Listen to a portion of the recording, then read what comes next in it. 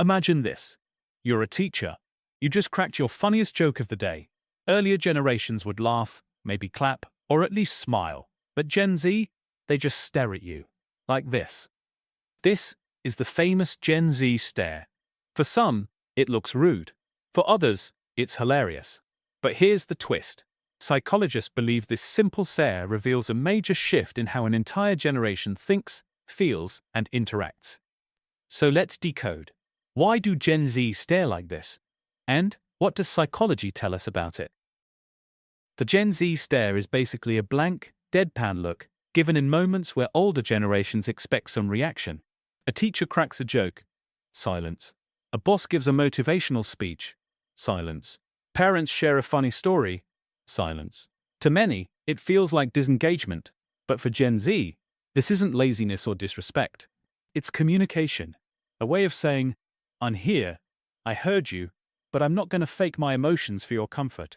Now let's break this down with psychology. Psychologists Ekman and Friesen said every culture has display rules. Unwritten rules about when to smile, when to laugh, when to nod. Boomers and millennials were trained to follow them. Smile at the boss's joke, laugh politely in class. But Gen Z, they're breaking that rulebook. The stare is basically saying, why should I laugh if it's not funny? Think of life as a stage. Earlier generations were actors, playing polite roles. Gen Z, they've decided to walk off script.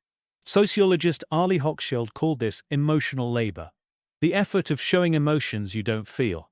A waiter smiling at a rude customer, an employee pretending to be excited during a boring meeting. That's emotional labor.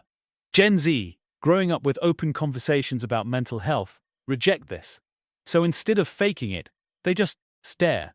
Or, as the mean version goes, why waste battery life on fake emotions when I'm already on 5%?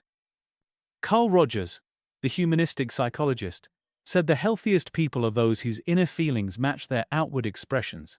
Smiling when you're sad quotes stress. Gen Z values congruence, showing how they really feel. That blank stare? It's not coldness. It's honesty. And then there's social anxiety and overstimulation. Gen Z grew up during a pandemic. Years of isolation reduced social practice. Add digital overstimulation, endless reels, notifications, and they often feel drained. So the stare becomes a neutral safe mode, like putting your phone on Do Not Disturb.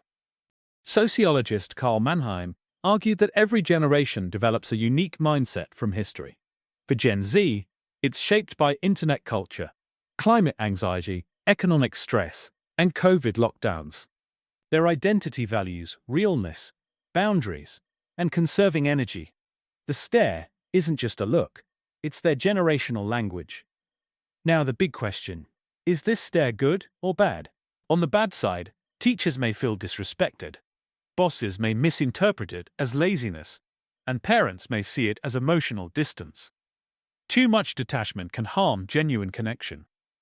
But on the good side, it challenges fake social norms. It protects mental health by saving emotional energy, and it promotes authenticity, being real instead of performing.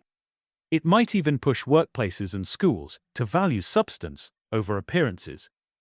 So the answer is, it's not fully good or bad. It depends on context. In an interview, it could hurt you. With friends, it might make you more honest. In family, it may be misunderstood. The stare is a tool, and like any tool, it depends on how you use it. This is already shaping real life. In classrooms, it forces teachers to rethink engagement. In workplaces, it may push companies to create more authentic cultures. In families, parents might need to realize that silence is not always disrespect. Sometimes, it's just neutrality. So the Gen Z stare is not just a meme. It's psychology in action. It reflects the breaking of display rules, the rejection of emotional labor, the craving for authenticity, and the reality of overstimulation. It's not fully good and not fully bad, but it tells us something powerful. This generation wants honesty over performance. So next time a Gen Z stares at you blankly, don't take it personally. It's their way of saying, I don't want to fake it. I want to be real. And maybe, just maybe, that's something we could all learn from.